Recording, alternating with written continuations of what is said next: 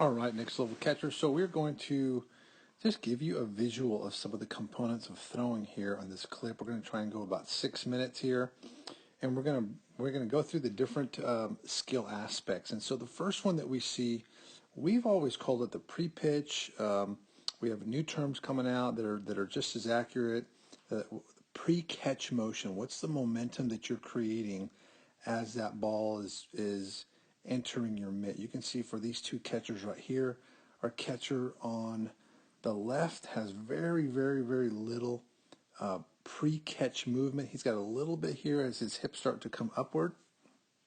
And then on the right, we've got another catcher who's starting to work his hips as that ball is entering the mitt. Ultimately, what we do for this is we want to get that left knee to start rotating inward a little bit, right when the pitch is about 7 to 8 feet away from the ball. So this is where our rhythm first starts from, and the rhythm is super, super important, more important than any single skill part or body movement part of the throw. It's how the throw flows together, and it starts with having good rhythm.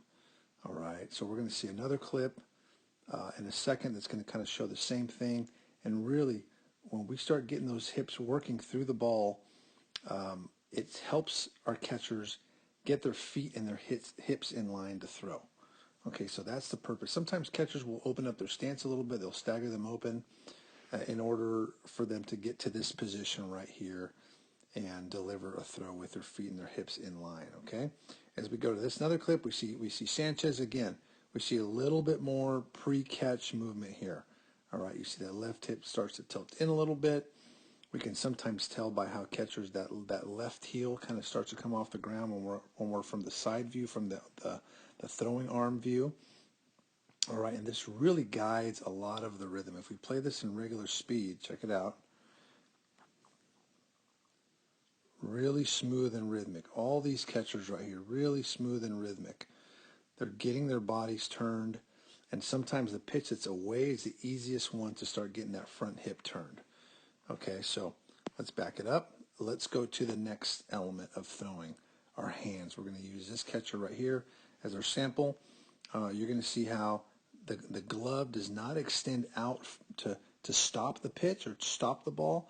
It's a continuous movement, and we like to coach our catchers to figuratively catch the ball as if the ball is weighted, and it's going to push the glove back into that throwing slot at the launch position, right up here in that launch position, okay? So we want to be direct with it. Notice how the ball pushes the mitt back. The hands meet somewhere towards the midline. We like to even have our catchers have their gloves push their hands even back further than that, because again, the ultimate goal is to get back to that launch position, right? Now, the glove path has got to be nice and straight, direct. We don't want the hands to take an off route down here. That'll happen to some guys. Sometimes that encourages a low arm slot. You can see the fingers are pointing towards the sky. I really, really love this transfer. You can see how this catcher here, he's not digging his hand into the glove. It's a very fluid catch, release, throw, okay?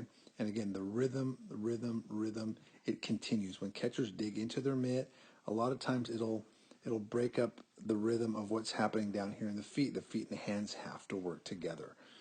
Okay, so that's the second component of throwing.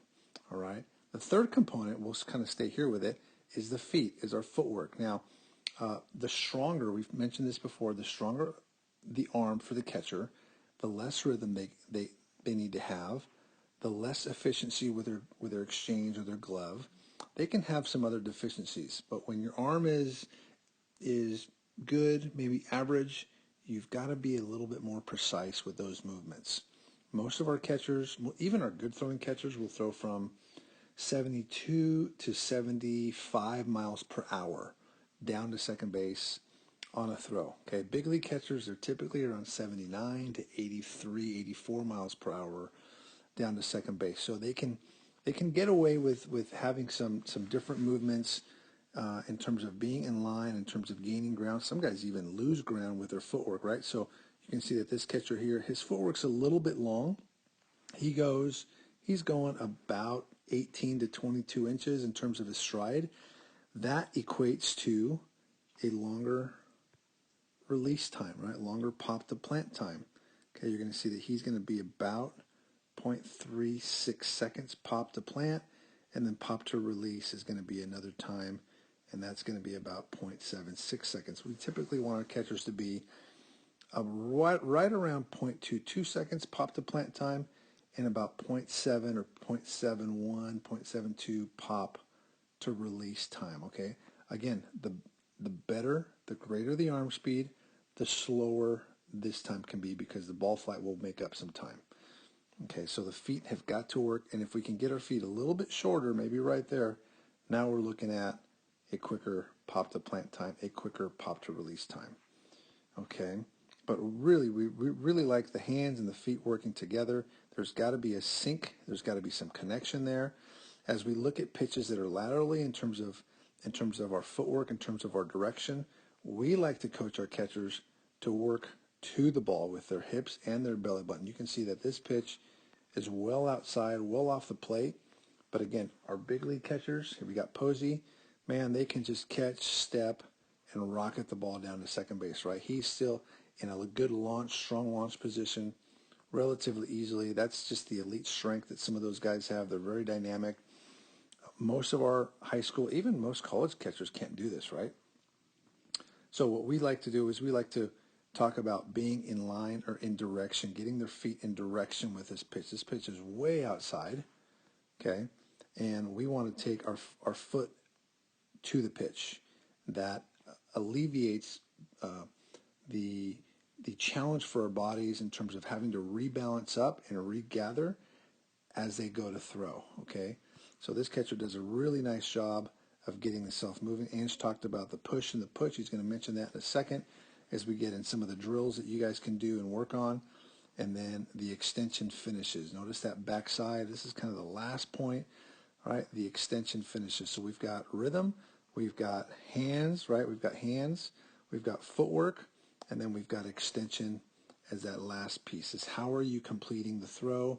We tell our catchers, we love to coach, hey, stay in that hallway when you're throwing.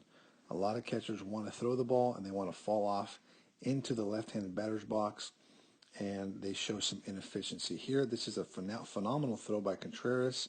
He comes through the ball really well, right? His arm slot is really short. He is catching and very direct with his transfer and right into a nice short arm stroke.